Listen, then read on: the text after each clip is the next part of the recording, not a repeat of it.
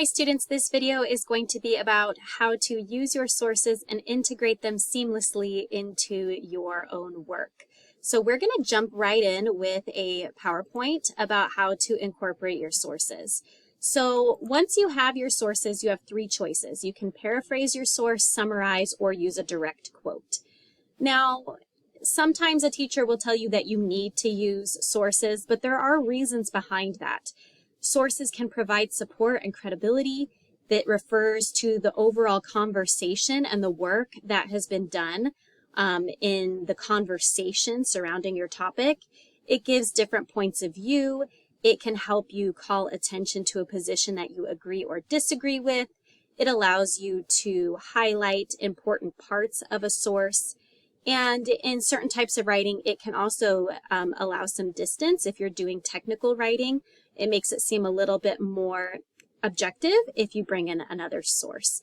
It also helps to expand your writing and make it more deeply researched and credible. So when you paraphrase, you're putting things in your own words and you need to cite the original source. Okay, that's what paraphrase is. Summarize is also in your own words. You also still need to cite it, but summaries are a broader approach. So a paraphrase is you're going to take, maybe a sentence and put it in your own words, whereas a summary is going to be maybe the whole article or the whole source, and you're going to summarize it in your own words. So summary is usually you're looking at the bigger picture, and paraphrases you are putting a small chunk in your own words. Now, Marne Isaacson did a study of thousands of college students and found that most students don't summarize or paraphrase at all. They just pick out a couple direct quotes, drop them in, and call it good. This is not true scholarship. The reason students generally don't summarize or paraphrase is because it's harder to do, because you actually have to read and understand the source, and because sometimes we just don't feel like we know what we're talking about, and we want to rely on the experts that clearly do know what they're talking about. But at the same time, it's your paper, and instructors and bosses and the people around you want to know what you think. If they wanted to know what other people thought, they could just go read that source themselves. We want to know what you think. It shows that you understand the material, and we want a balance here. It depends sometimes on how much is too much direct quotations. I would say you shouldn't have more than one direct quotation per paragraph, because then you're not going to be explaining it and integrating it properly. There are some times when I was in undergraduate and graduate school that my papers would be about 30% quotations, and I felt like that was so much, but it was a theory class and that was what I was supposed to be doing. Generally, if it's just a regular research paper, no more than 10% should be a direct quotation. You should be paraphrasing or summarizing. If you're doing business writing, I would say even less should be a direct quote. You should use those very sparingly.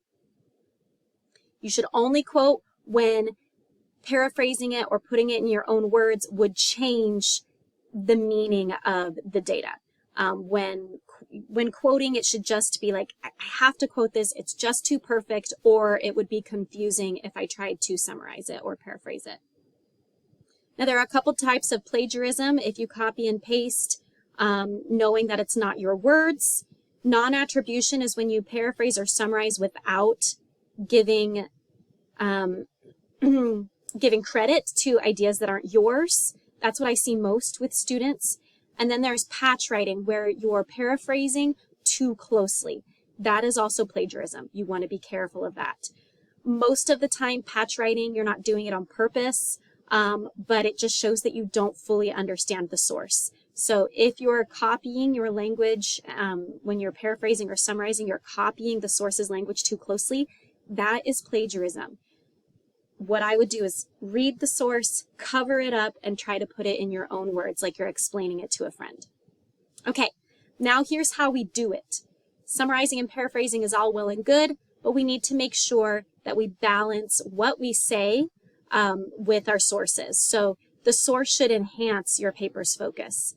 You're going to want to use signals to the reader that you're introducing an idea that isn't yours, that you're introducing an outside source. And you don't want to be boring and just keep saying he says, she says, they believe, okay? You also don't want to just sprinkle in quotes willy-nilly. You want to introduce your quote, explain the quote, and then say why the idea matters. Tie it into your overall purpose. I call this the quotation sandwich. You got the introduction, and you've got the saying why it matters, and then you've got the meat, the explanation in between, right? Like a hamburger. I like to use templates. So these templates are from a book called They Say, I Say. It does work. It's the academic moves that people make that professional writers do. And so, yes, you can use templates. It is not plagiarism to copy and paste these templates. I want you to think of them as like mathematical equations where you take them and then you put in your own information. So they're a structure, they're a framework. Yes, you can use them right in your paper exactly as is. It will not sound too elementary. What's crazy about templates is even though they are so simple, it's going to make your writing sound very sophisticated because this is what professional researchers, professional academics, professional writers do. Okay, so I'm going to show you what those templates look like. It's this document that I made called Templates Are Your Friend, and it's from the book They Say, I Say, Moves That Matter in Academic Writing. It's been around for a while. If you ever see it used at a bookstore, pick it up. It's great.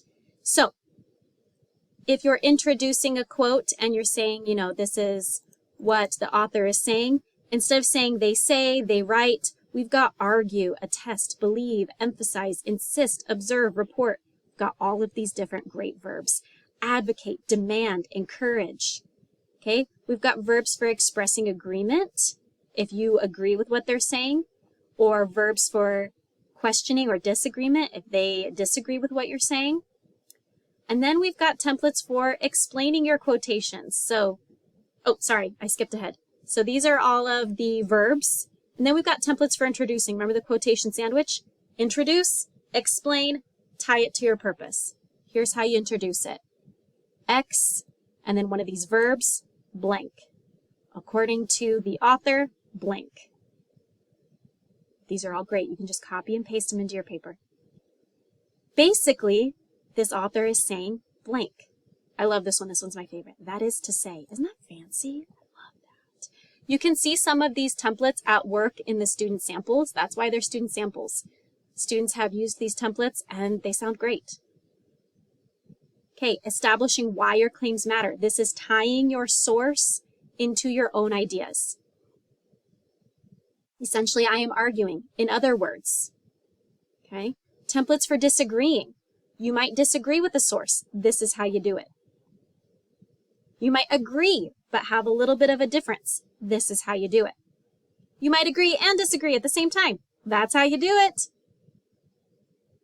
And then indicating your implication, why your ideas matter, why your source's ideas matter.